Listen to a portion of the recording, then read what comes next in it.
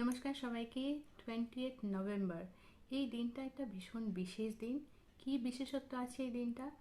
এইটা একটা ভীষণ অজানা অপ্রচলিত একটা পুজো। এই দিনে হচ্ছে অমাবস্যা পড়েছে, আর এই দিনে কার্তিক মাসের একটা কালী পুজো হয়। কালী পুজোটার নাম হচ্ছে দোয়াত কালী। এটার কি সিগনিফিকেন্স আছে, কি ইম্পর্টেন্স আছে?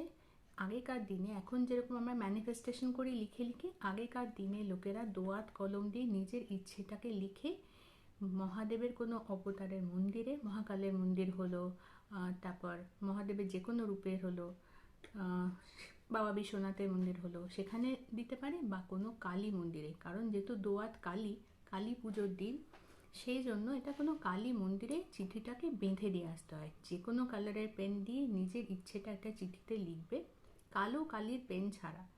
আর কোনো কালী মন্দিরে গিয়ে চিঠিটাকে বেঁধে দিয়ে চলে আসবে কালকে, 20 তারিখ, ঠিক আছে?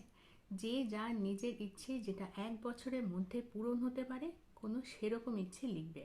দেখবে 1 বছরের মধ্যে তোমার সেই ইচ্ছে অবশ্যই পূরণ হয়ে গেছে। খুব জাগ্রত পুজো, কিন্তু এই পুজোর বেশি প্রচলন নেই, অনেক লোকই এই পুজোর বিষয়ে জানে না। কাজেই ভালো থেকো, সকলকে ভালো রেখো, আর তাড়াতাড়ি নিজের ইচ্ছেগুলো পূরণ করে ফেলো, ঠিক আছে? যদি আমার ভিডিও দেখতে ভালো লাগে তাহলে লাইক শেয়ার সাবস্ক্রাইব করে দিও আমার চ্যানেল হিল ডেস্টিনি বাংলা। বাংলাটা বাংলায় লেখা নেই, হিল ডেস্টিনি ব্র্যাকেটে BA1 করে লেখা আছে। ভালো থেকো সকলে।